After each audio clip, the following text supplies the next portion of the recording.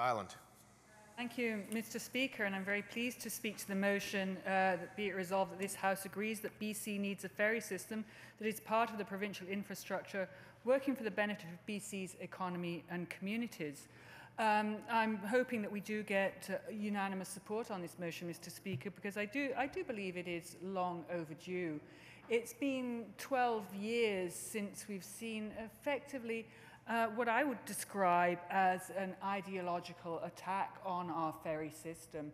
And this, I think, is extremely unfortunate because it has been, for many generations, been seen as part of our infrastructure. If you go back to when BC Ferries was first established under Socred government of W.A.C. Bennett, it was seen essential to our economic growth and our physical infrastructure. And that has been the case, Mr. Speaker, right the way through up until the election in 2001 of then Premier Gordon Campbell and this iteration of the BC Liberals. So for more than 12 years, we have seen BC Ferries neglected. We've seen it downgraded. We've seen fares increase, and we've seen services cut. And there we have the mantra, fares go up, services are cut, ridership goes down. But this, Mr. Speaker, is an extraordinarily complex province. And this is one of the things that I think that the government has been missing. And I hope that we'll have a healthy discussion here, because we are a very large, very complex province with many, many coastal communities.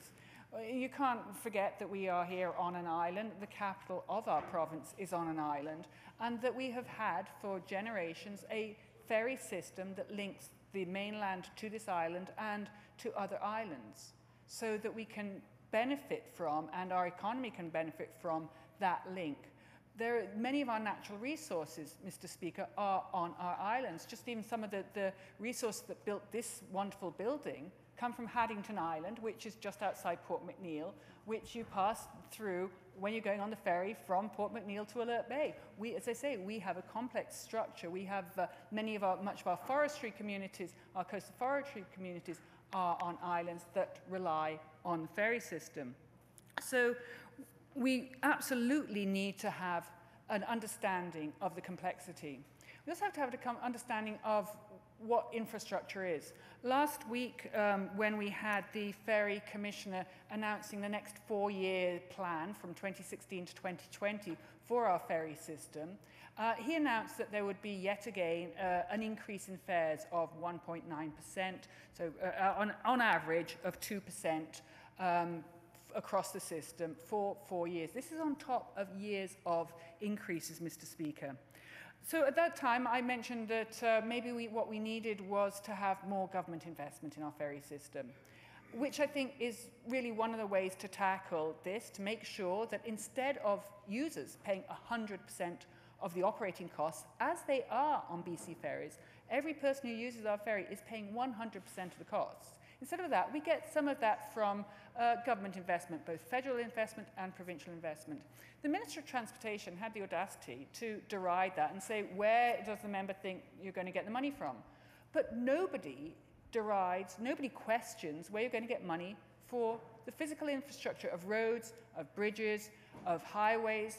The day before, the Minister had announced a 10-year transportation plan, and nobody questioned where the money for that was coming from. That was taken for granted, that you're going to have investment in your infrastructure, because it's good for our economy, it's good for our communities, it's good for our growth. Mr. Speaker, likewise, investing in our ferry system is good for our economy, it's good for our communities, and it's very good for the growth of BC. We really need to be looking at how we inject money in rather than turn it around and say to those people who are using the ferry system that you pay ever-increasing tolls. We've seen the ridership go down to all-time low levels. We see that the fares are going to continue going up. And we see that there is no solution. So, Mr. Speaker, if we really want to grow BC and grow the economy, as I think everybody in this House wants to, we want to have a healthy economy in our province. We want to have a healthy future for ourselves, for our children, for our grandchildren. We want to make sure that we are attracting investment from around the world and allowing investment to grow here in BC. But to do that, you need to invest in your infrastructure. So, Mr. Speaker, I thank you very much. I know that there are many people who want to participate in this debate, and I'll take my seat. Thank you, Member.